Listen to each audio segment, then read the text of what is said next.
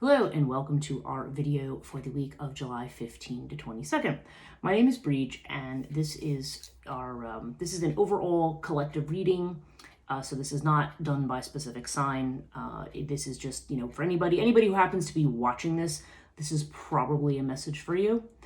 I am working with the cartouche cards, and cartouche is a system. I laid these out. I started another version of this video and then stopped it, so normally I like to shuffle while I'm doing this, but cartouche is a deck that I think I bought this deck in the not this exact copy, but I bought this deck in the 1980s. I believe it's out of print now, but it is based on Egyptian symbolism, and it is the one that I am the most comfortable and familiar with. I've been using it since 1987.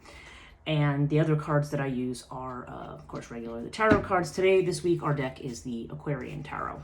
So I'm going to do that, and then I will pull a couple of extra cards from the Fairy Oracle. Just want to remind people, if you check out my Instagram and my Facebook, I do actually have links to my own website, Transition Life Coaching, which is, I realize the website's a different name. It's liminalreiki.com. That was the original name. That's why this channel is called Liminal Tarot, because I deal with things that are on the boundaries. But a friend of mine had suggested, she says, what you really do here is Transition Life Coaching. So that's why the name had changed to that. And I also will work, if you live in the Marstown area, I do work currently at the Rockbox Annex as a contractor doing tarot, astrology, Reiki, and other things as well. So, and I'll have the link also down in the description if you would like to have a reading with me. Okay, so for this week, I always do, again, if you're not familiar, I always do an astrological spread. So I'm interested in looking at the houses of astrology. In the actual astrology this week, we have a rather active week. We've got the North Node shifting into Aries out of Taurus. So North Node always retrogrades, it goes backwards. So we've got the North Node retrograding into Aries. So those people who have, whose signs are the cardinal signs, the Taurus Scorpio axis of the North and South Node of the Moon have been something that has affected people who have the fixed signs in the zodiac, like Taurus. So the way how you know what a fixed sign is there's usually 3 signs per season, if you will. So if we start with Aries at the beginning of spring, so that will be a cardinal sign. Okay, Aries is a cardinal sign. It has to do with it's the first sign that you have. Taurus is in the middle, it's the fixed sign, and then Gemini is what they will call the mutable sign. It's the third one, and then Cancer will be the next fixed sign, and so forth as you go into summer, and so on and so forth. So the people who, if you are in a cardinal sign, cardinal meaning first, and having to do the first sign of the season, then you will be affected by this shift. Your North Nodal energies will be highlighted. And if you are in a fixed sign, like myself, congratulations, the heat's coming off your North Node this week, so this is good. So the other thing happening this week, we have a new moon on, sorry to bring up the Duran Duran song, although it's not a terrible song. Actually, I like the song. It is it is a new moon on Monday, and this is going to be a new moon in Cancer. So this is just about as moon energetic and about as watery as you can get. At the same time that the North Node is shifting into Aries. So Monday is going to be a very potent day. And then this week also we are going to see the shift from Cancer to Leo. And again, this is all in tropicals or Western astrology, Vedic astrology. It's it's different. If you want to know the basics of astrology, by the way, I do teach Astrology 101 at the Rockbox Annex, and I do in-person versions, and I'll probably offer virtual versions of that as well, if you want to get all the lingo around astrology and get the basics down. Okay, enough personal plugs. Let's get into the reading. Okay, so our first house in the astrological house connected with the sign of Aries has to do with our identity, how we present ourselves to the world, and how people see us. So our first house we have... The first card we have is the Scarab card. Now, Scarab in the cartouche has to do with new beginnings.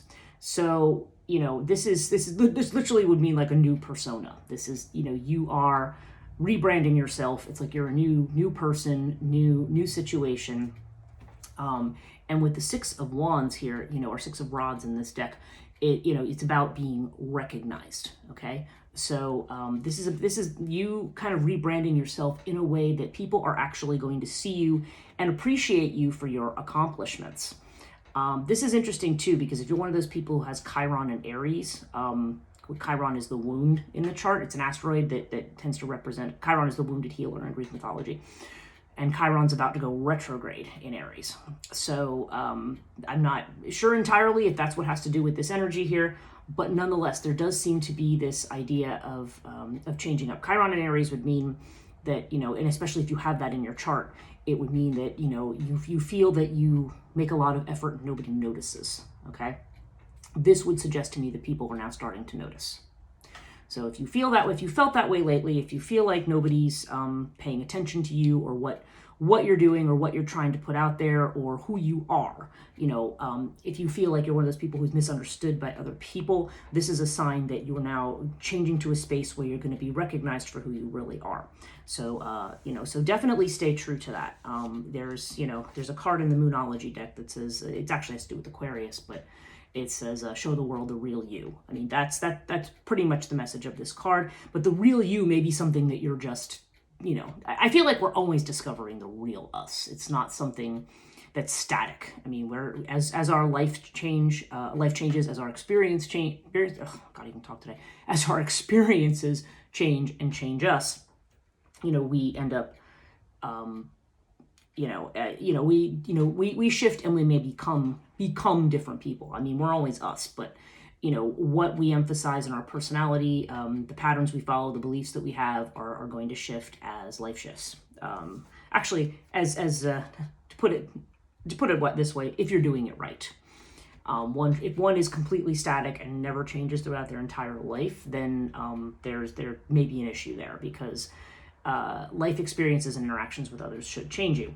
Which is why the first house reflects the seventh house, which is the house of relationship. So we're going to get there in a moment.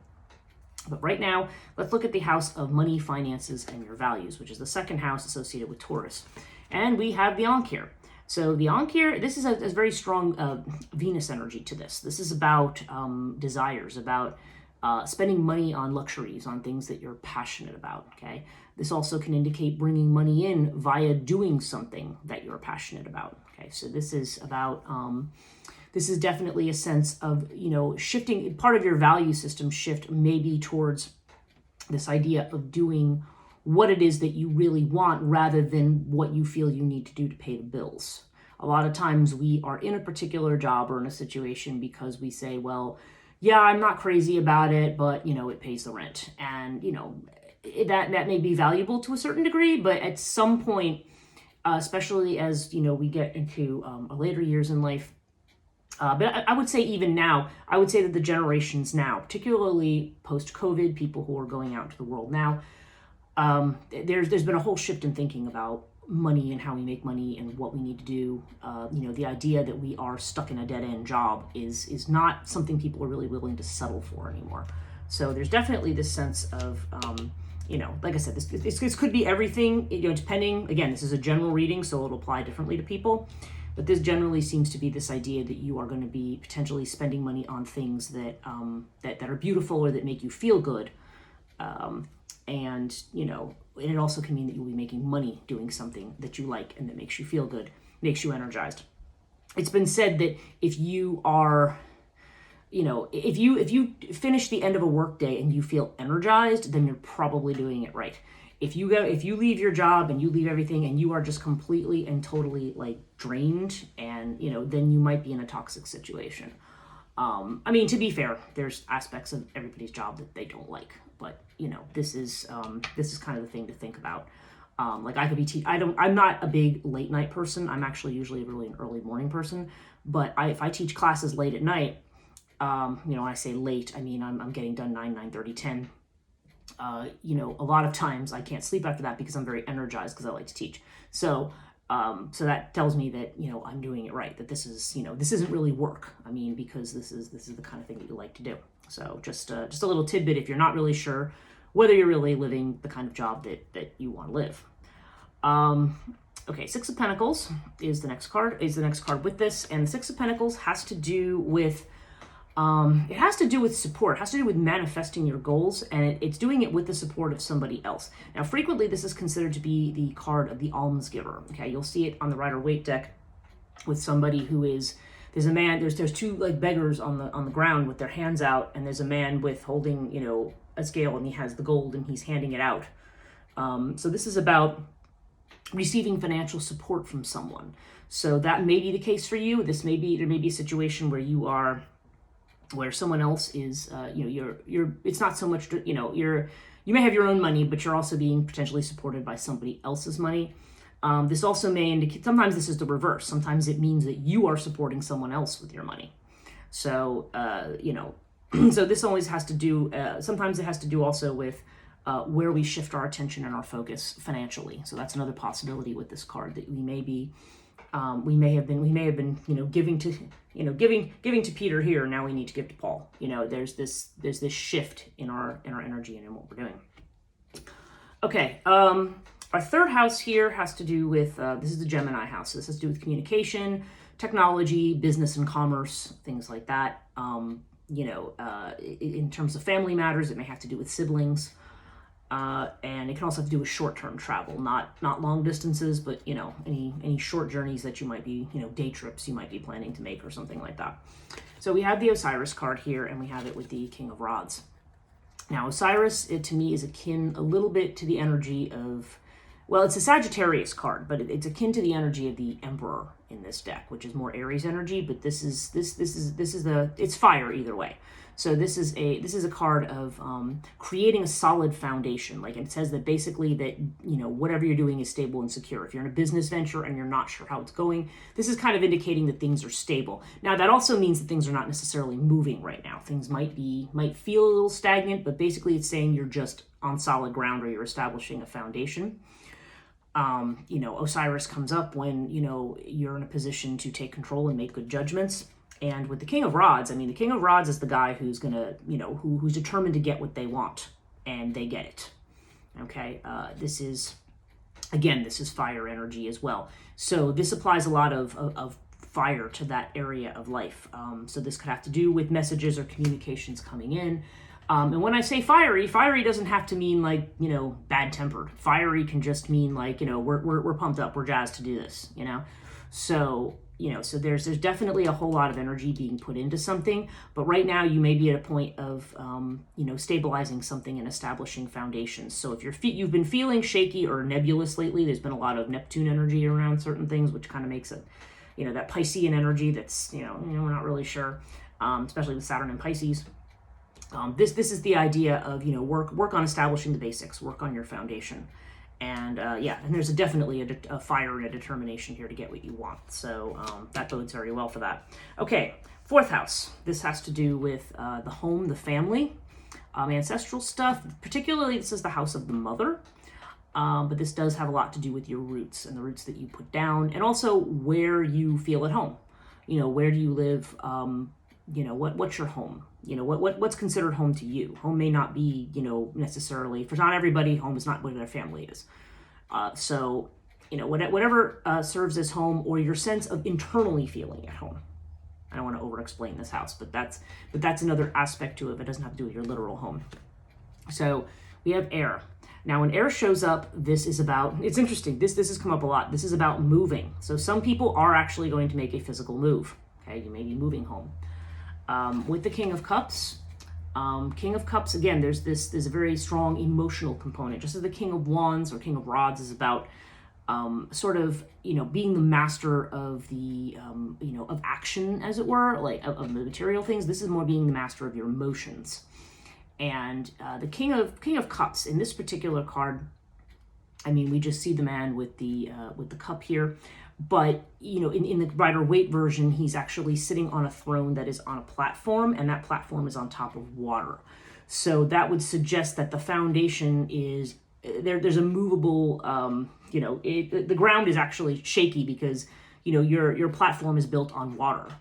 Okay, so it's built on the emotions, but you've got this platform. So there's this idea that he is firm. It's like, you have the boat, but, that doesn't mean that a storm can't come and rock the boat or rock the platform in some way. But as of right now, things are kind of, emotionally on the level.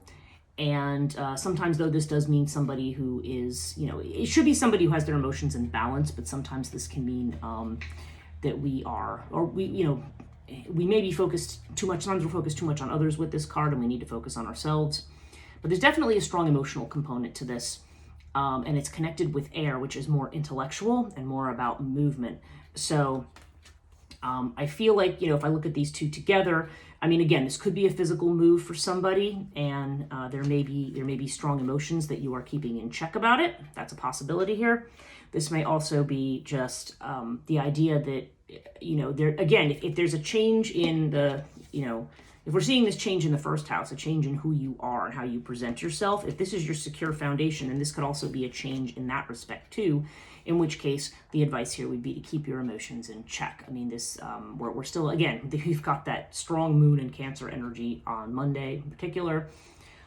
This may be telling us, that we need to be careful not to react. I mean, be careful about our emotions and be careful that we're acting correctly from our emotions. I don't want to say not having an emotional reaction, because some people in their charts, especially if you're, human design, people who are generators or manifesting generators may have what they call solar plexus authority, in which case, yeah, your best decisions are made from your emotions. But again, you need to sort out what is a quick spur of the moment, burst of passion that, maybe is an impulse that you may regret versus how you actually feel. Okay, so this is more about how you actually feel. Fifth house here is the house of Leo. This is the house of leisure, entertainment. If you have children, this has to do with children, and it has to do with creativity and creative projects. Okay, so we have here, we have Hathor, and then we also have the Knight of Rods. Lots of wand energy here, or rods energy in this particular spread this week. So there's a lot of, movement towards things, or there's a lot of interest in, in getting things going. Hathor in the fifth house. Now this sometimes for some people, this will be an omen of motherhood. Okay. Because Hathor is kind of the Empress energy, like you would see in the tarot, and it's in the house of children. So for some people, this could mean you're having a child. Obviously, this doesn't apply to everybody. But the Hathor also has to do with creative projects that are more associated with the feminine or feminine things, whatever that means. What that used to mean is things that are more domestic or crafty. We have a much broader definition of feminine now, in terms of what we think, what our associations are with the feminine. So, whatever that might mean for you, this would indicate, we're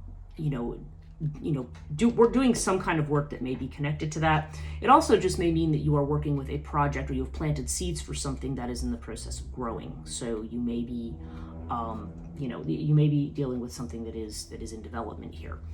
But either way, certainly, in particular for women or people who identify female, this is, this fifth house with Hathor is generally the idea.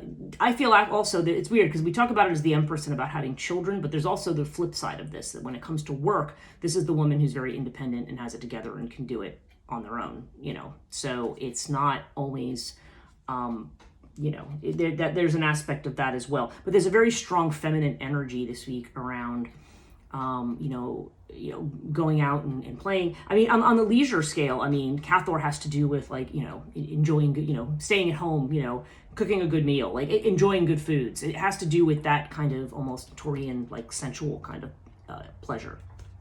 So, so this may be a week to just engage in kind of those cozy, homey kind of things. And then with the Knight of Rods, now the Knight of Rods can sometimes indicate travel or a trip. So there could be a leisure trip coming. And the Knight of Rods, this comes into my head. If you are involved with somebody, or if you've met somebody who you are maybe just dating and not necessarily in a serious relationship with, or you've met somebody who you're not sure about, Knight of Rods would say be careful, because that person could be a player. Okay, because Knight of Rods is not, when you see that because this has to do with short-term relationships. So it may be fine. If you're just looking to hook up with somebody briefly, that's fine.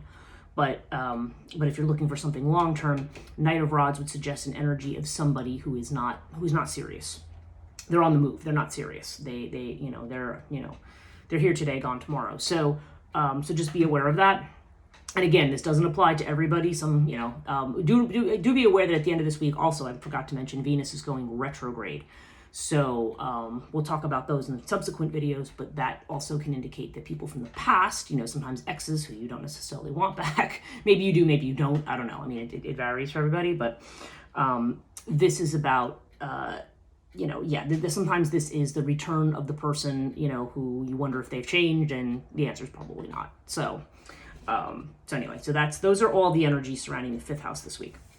6th house, okay, this is the house of Virgo, and this is the house of service to others. It's also the house of our worries, anxieties. It tends to have to do with service in terms of our job. So I always say this has to do with our job rather than our career, even though, again, sometimes your job is your career. So for some people, it's like if you're, working a job to just, make ends meet, but you have some other thing that you do, then it's the job versus career thing for you. Also has to do with health matters. So we have Nepenthes here. Nepenthes is a card of things that are unexpected. So there could be some worries about the future, about what might be coming down the road, what's unseen. And Nepenthes, generally, it does bring surprises. Okay, there are things. Again, we're seeing a lot of this new stuff. And as part of this, there's new things to be uncovered, and we might be worried about that. We might be worried about the changes we're making. Like, what are those changes actually going to bring? What do they mean to us? Okay. Now, from a health perspective, this could be warning you against over drinking or any kind of substances that might be mind altering. Like, be careful about overdoing that or something like that. You don't want to fall into that kind of escapism. And we have the 4 of Rods here. And this is about, this is like a gateway. So, if there's all of this idea of starting a new thing. So the 4 of Rods is actually a very stable card. The 4s are all about, kind of being on a plateau, if you were. They're like a stopping point or a first level of accomplishment. But you have this gate here. Some people will call this like the 1111 card if you're into that kind of numerology. But it's the idea that there's a gate that you're getting ready to pass through. So that may be where some of the anxiety comes from. But this is a card of accomplishment. So this actually bodes very well and suggests you're on the right track for things. So really, it's a good omen for health, and it's a good omen for and it's just basically saying that the things that, we may be concerned about, not knowing what the future brings, maybe even not knowing what the future brings with a particular job. Okay. But again, with the 4 of Rods, it suggests not to worry. Things are stable. We're seeing the stability. You're on the right path. Okay, 7th house has to do with Libra energy, and this has to do with relationships of all types. Usually particularly committed relationships or business partnerships. Okay, so here we have Seth. Now, when Seth comes up, this means, that there's an obstacle or a block or a problem. Okay, so this is showing up in the relationship house. For some people, this could indicate quarrels. This could indicate difficulties with a spouse. It could indicate a relation, there could be some kind of a spat or an upset in a relationship. For some people, they could be involved with somebody and maybe it's just not the right thing, or there's going to be some kind of a block or an obstacle. It doesn't necessarily mean that it won't work out, but sometimes this just means that there's, trouble in paradise. And again, that's not true for everybody, but there is definitely some kind of relationship conflict that's indicated there. And we have it with Urias. So, I'm seeing the player down here. For some of you, this could mean a partner who you discover is doing something behind your back, because Urias is about, again, there's this idea of what's not obvious to us. Things are not as they appear. On the other hand, sometimes this has the opposite meaning. Sometimes Urias means things are actually better than you think they are. So if you have anxiety about something, sometimes Urias just means, actually it's better than you think it is. Now, our other card here we have is the 8 of Pentacles. Okay, again, Virgo energy here. And 8 of Pentacles is about work. So this could have to do with a business partnership or a work relationship in particular. But the 8 of Pentacles is this idea of being resourceful, building, moving. So there could be some blocks or some difficulties with a business kind of a relationship. And I don't know, but however it's going to work out, it's not what you're expecting right now. Though on the whole, seeing a card like this does suggest to me, landing on your feet, using your resources. The Pentacles, as they go up in number, generally, I always feel that's a much better financial omen. So if this is part of like a business deal or a financial thing, it generally seems to, I feel like that bodes well for it. But this would be about being resourceful in this kind of a situation. Sometimes it means, or sometimes it just means getting expert advice. So just take that as it resonates. Again, it's not going to be the same for everybody. 8th house has to do with Scorpio energy. And we have Ta, which is the Capricorn card in this house. This is the 8th house. And this is the house of transformation. So where Ta is here, we are building a foundation, in this case, probably a spiritual foundation. There may be a need to keep our feet on the ground and be practical, because the house of transformation can bring sudden changes. It is definitely very heavily connected with psychic matters and occult matters and things like that. So, so there may be a strong sense of building something, keeping your feet on the ground, putting the work into something, because it's very strong Saturn energy here. And we have it with the Ace of Rods. So the Ace of Rods, again, a lot of wand energy in this one, or rod energy. This is a card that has to do with, fiery new beginnings. I mean, this is like, this could be the passion of a new love affair, because this is the house of sex also. Or it could be the passion of just, again, like we're seeing this love card over here. This could be the passion of a new job. 2nd and 8th house are on an axis to each other. And actually, we are shifting into the Aries axis. As I said, the North Node shifting into Aries. This would be Aries energy, okay? And it's in the 8th house, which could be, that could be that North Node energy there. Okay, in this 8th house, like this Aries energy. So this could indicate that this shift is going to, potentially allow you to rebuild and to build something new, something that you're passionate about or that's meaningful to you. Okay, 9th house has to do with it's Sagittarius energy, long-term travel, higher ed, and philosophy and religion. Anything that has in a more conventional form. And what we have here is we have Anubis here in the cartouche, and then we have the 2 of Swords.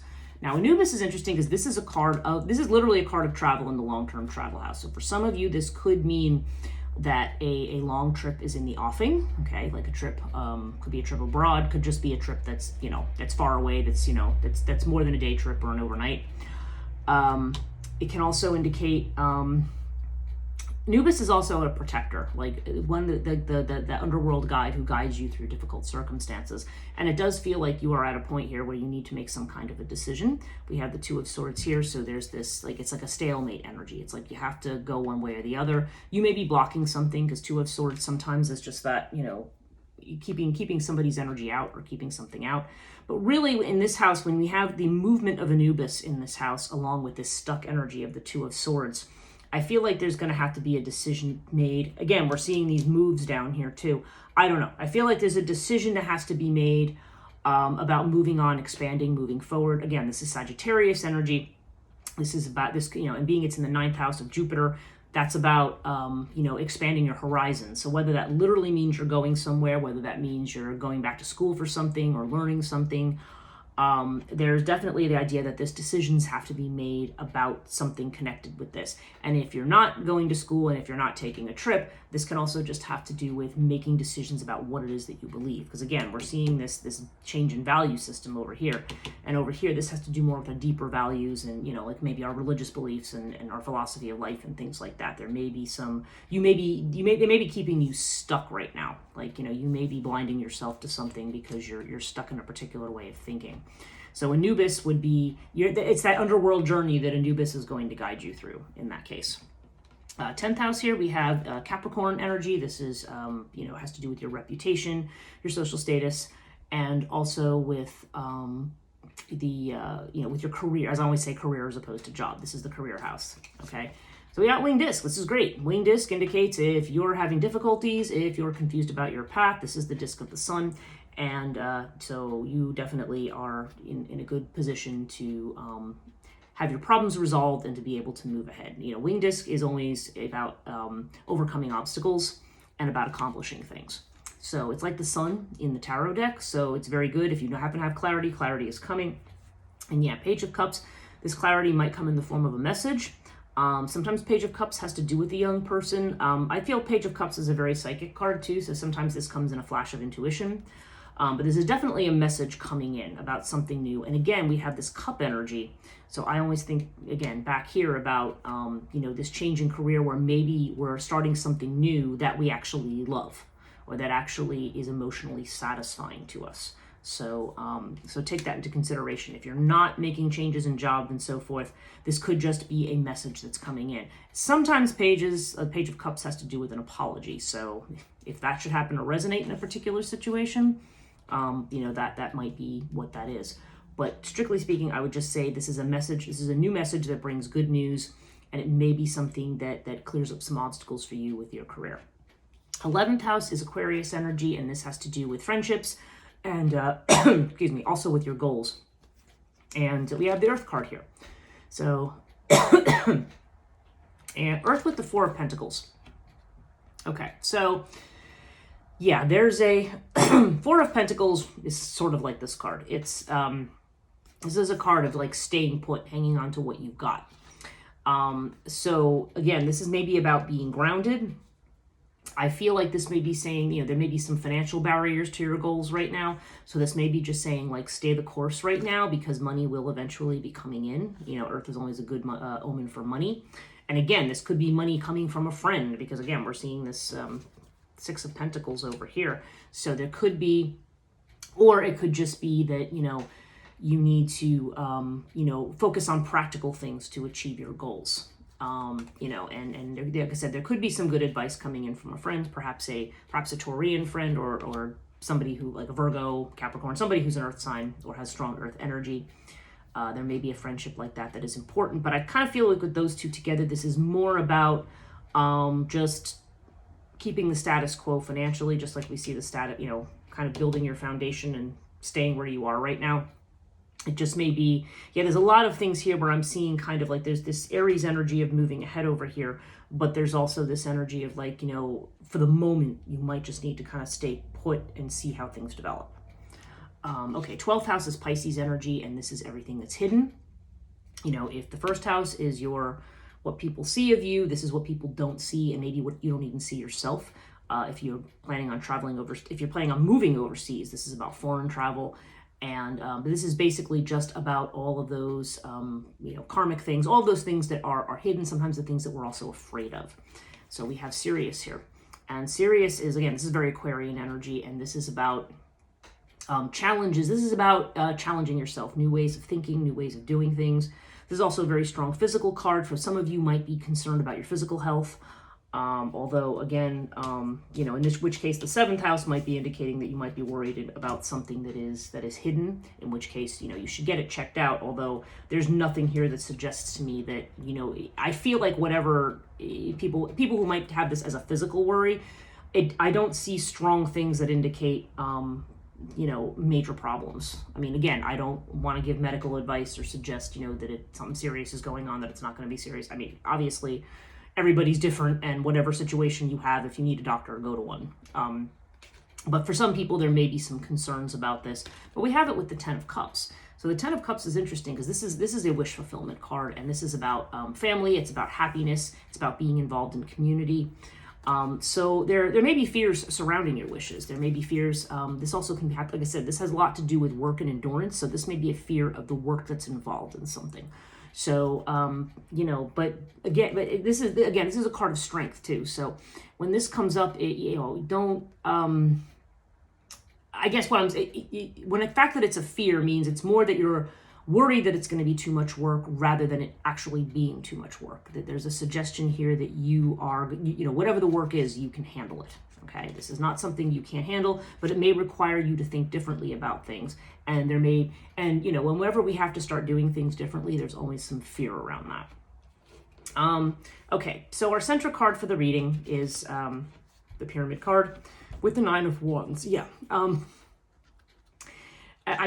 lot of us are tired. Okay, this is about being tired. 9 of Wands is like, this is like that last gasp of energy. For some people, it means, there's often a message here of don't give up. You're almost there. Don't give up. There's that kind of energy to it. But there's definitely the sense here that some people are redoing things, rebranding, and we may be tired. We may have concerns about the future and about where things are going. And we may just be kind of like, more work. I don't have the energy for more work, This is sometimes also called the Wounded Warrior card because you can see from the person on here. But, so there could be somebody who is, there could be some situation where you feel wounded and therefore on high alert. But again, we have this Pyramid card, and Pyramid is about test situations. It's about initiations, about, the way, things that that are kind of tests that we're going through that will be resolved with time. So right now, basically, I would say that the advice here, first of all, I think it's saying don't give up. Second of all, if the advice here seems to be if things don't seem like they're going where you want them to right now, I feel like with Pyramid, things are going to shift very soon. So, it's always good news eventually. So, okay, so the last thing I'm going to do before we go is just give you a couple of cards from the Fairy Oracle. All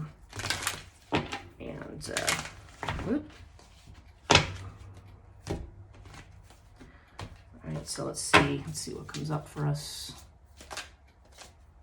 Okay, what do we need for this week? Does everybody need to know for the collective reading? Okay.